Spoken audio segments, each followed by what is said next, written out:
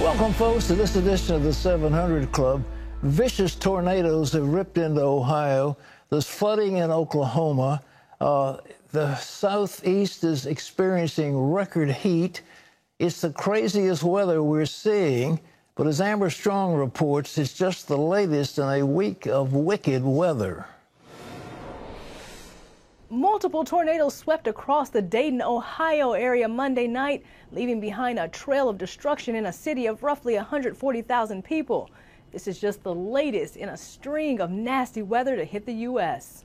Tornado on the ground. The unofficial start to summer giving way to wicked weather in Dayton, with meteorologists reporting 6 active tornadoes in the area overnight. Our house is gone.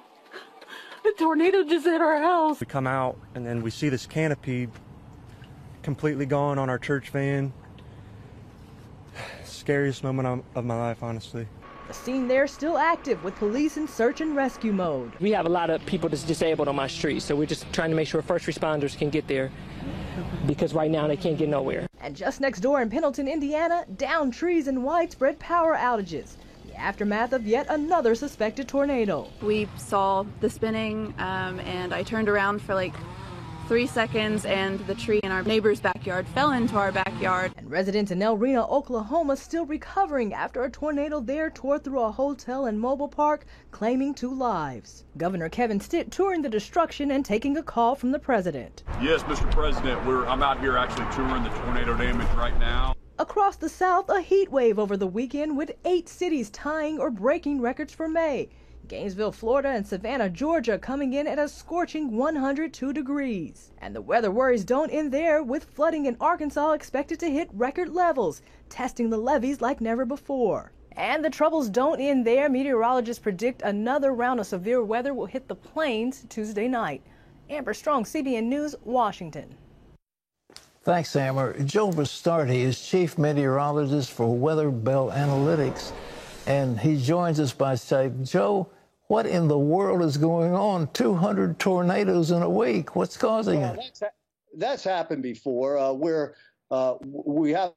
forecasted a big tornado ramp up for this past week. Now, I realize everybody can't. If you turn on Weather Bell, you see this stuff going on. It's because of the tremendous clash between the record cold in the western part of the United States and the record warmth over the southeast. Now, it was worse in 2008 and 2011. We had higher tornadic activity than this, but this is very, very bad. Now, the good news is we're about at the end of it. The bad news is we've got a couple of days here that we're really going to have to keep an eye on things.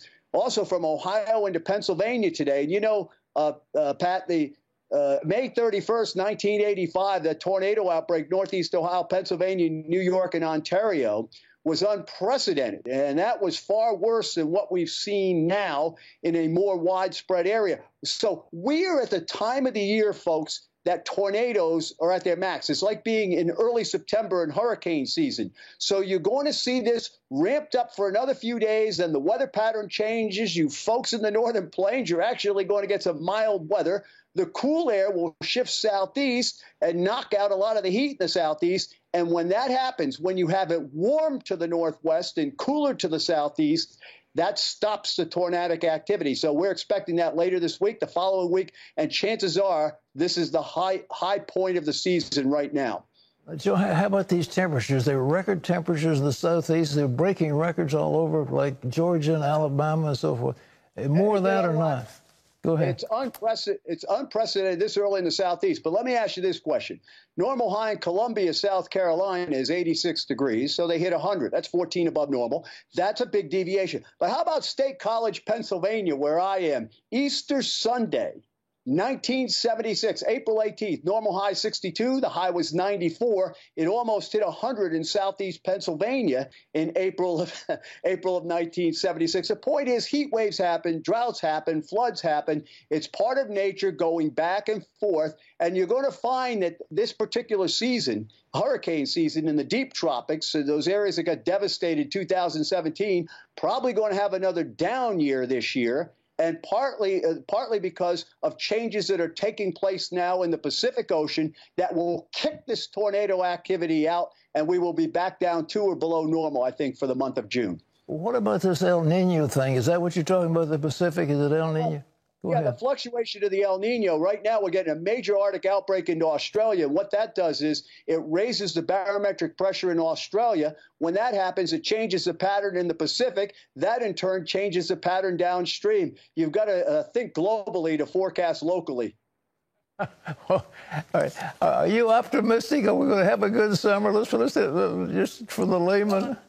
I think it's going to be. We've been out since March saying this could be the warmest year on record in the Southeast, because we had a warm, winter just shut down completely after the big December snowstorm, and now we continue to run this, and we've got so much dry ground that's developed now that feeds back on itself during the summer. So there's no question that that's where the prowess of the heat is going to be in the Southeast. The rest of the nation, I think we have a pretty normal summer. It goes back and forth, and we see less extremes as far as the cold goes. But look, every summer there's going to be some place that's going to get very hot. I just brought up April of 76. What about May of 1977, where the amount of heat for 10 days across the Great Lakes of the Northeast? And so what happens is, if you put it in perspective, you understand why the atmosphere can go back and forth. And there are times, listen, this isn't the Garden of Eden down here. I hate to say it. There are times when there's going to be conflict and clashes, and that's what you're seeing now. Okay. Joe, thank you so much. Appreciate you being here. Come back, will you? Yeah. Why don't you have me back when there's a big high-pressure system on and everybody's All right. Well, we want you to be ready, ladies and gentlemen, for natural disasters if they hit. That's why Operation Blessing has put together a free guideline. It's called Plan, Prepare, Protect. 3 steps to keep you and your family safe if and when disaster may strike. You can download it at cbn.com or request by email, link by calling 1-800-700-7000. Well, he's fairly optimistic. What do you think? Well, he really is right. I mean, weather happens, but these things have been so destructive this year. You hear and see the pain of people who are in it, and your heart just goes out to them. I'll tell you, the flood that is still coming, in my opinion, when those Sierras, they had massive snow form, and the pack is still there, and when it begins to melt, and it is already probably melting, there can be major storms and major flooding. And I think Sacramento, California could be in the crosshairs. It hadn't happened yet. We'll see what happens. Well, in other news, Europe's elections are throwing the European Union into chaos. John Jessup has more on that. That's right, Pat. European politicians are jockeying to become the next leader of the European Union. The election results pushed aside centrist parties in favor of populist and nationalist parties on the right and environmentalists on the left. In the highest turnout in 20 years, right-wing parties in France, Italy, and Hungary gained a majority of seats. And the UK's Brexit Party, formed just 6 weeks ago, is now the largest political party in Europe. That makes leader Nigel Farage a strong contender for the British Prime Minister slot after Theresa May steps down in June. Farage says he wants to be a transformational leader. It's an out-of-date voting system, a House of Lords that is absurd, all sorts of powers of patronage, appointing people to the Electoral Commission, etc. The whole thing needs cleaning out and starting again. The Conservative Party's Boris Johnson is also considered a frontrunner in the coming UK elections. Well, North Korea dominated President Trump's 4-day visit to Japan. The main issue, the rogue regime's recent missile tests, the first since talks between Trump and Kim Jong-un broke down in February at the Hanoi summit. Japan's prime minister and the president's own national security advisor expressed concern over the tests, but President Trump downplayed them, saying he still believes he can work with Kim. My people think it could have been a violation, as you know. I view it differently. I personally think that lots of good things will come with North Korea. U.S. tensions with Iran also came up during the visit, the president saying he's open to Prime Minister Abe's suggestion of possibly brokering talks between Iran and the United States. The president returns to Washington today. Well, Israel is facing the possibility of another election soon, less than 2 months after Prime Minister Benjamin Netanyahu won in early April. Netanyahu hasn't been able to form a new government ahead of tomorrow's deadline. His potential coalition has been thrown into crisis in recent days because of former Defense Minister Avigdor Lieberman demanding a new law that young ultra-Orthodox men be drafted into the military like most other Jewish men.